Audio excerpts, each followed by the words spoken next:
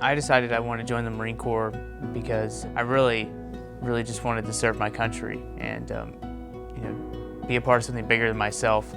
I served 4 years of active duty, and I was stationed out of Camp Lejeune and deployed twice to Afghanistan. I was 18 when I enlisted in the Marine Corps. I was 20 when I deployed first time, and I was 21 when I came home.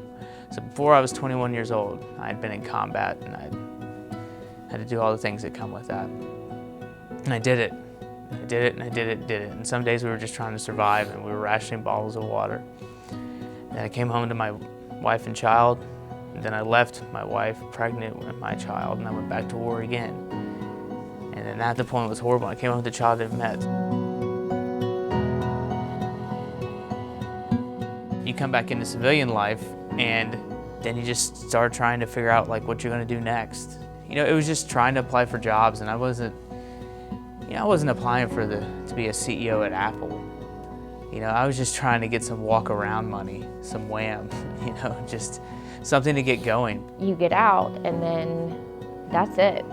There's not training to tell you how to go back into the world, how to, well, you're gonna be a little different. You've been to war now, you've got PTSD. There's not someone telling you, this is how you handle all these things. You just figure it out on your own.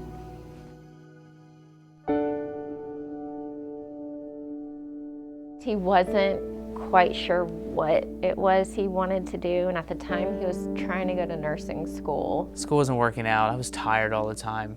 He had just wrecked his car. I'd wrecked my car in my neighborhood because there was really ridiculously bad fog. I could just feel myself like starting to wear down. And then the day that we were going to get him a new car. We're driving there, and I'm pretty involved with my own feelings at that point, selfishly, I would admit. My phone rang. It was a friend of mine, and he called, and he told me one of our friends had committed suicide. That day, he got dressed in his blues, and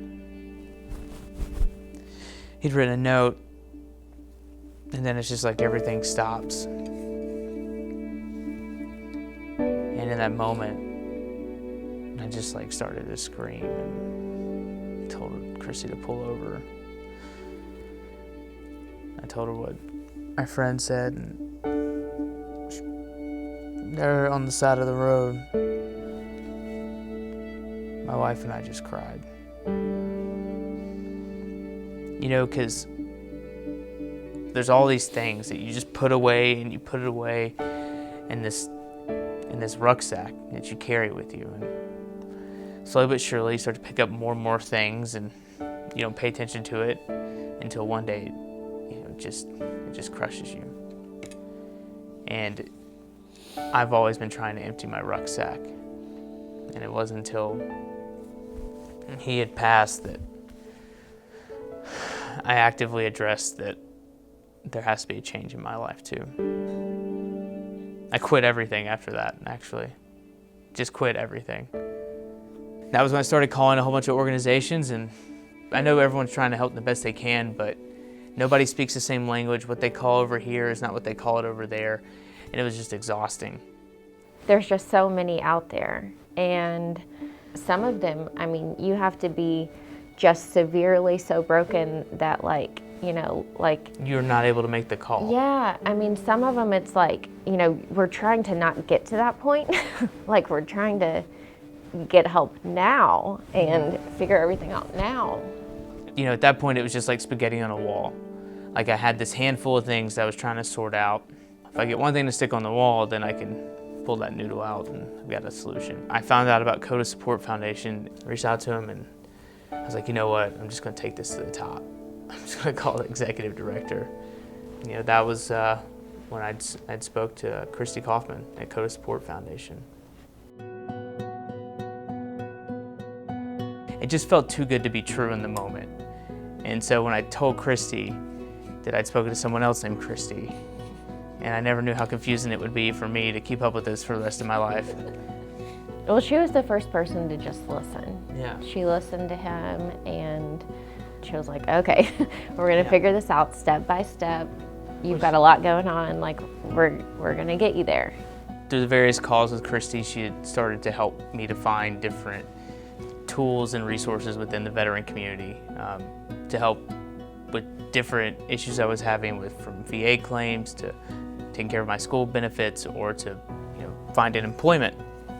And one of those resources was the Mission Continues, which is a 6-month fellowship where you apply for a program to serve 20 hours a week at a nonprofit of your choosing.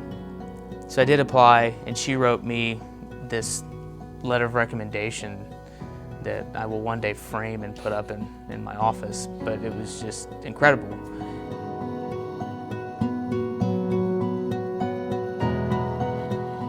It was December 2012. January of that next year, everything changed.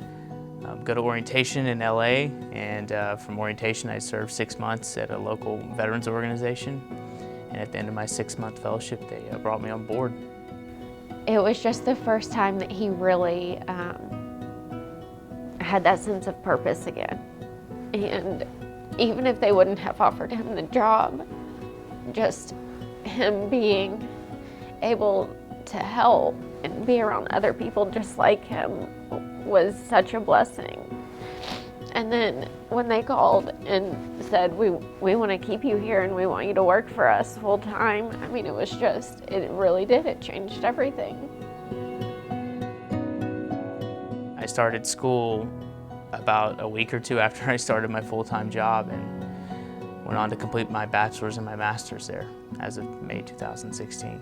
So it just, to say it changed the course of my life, an understatement.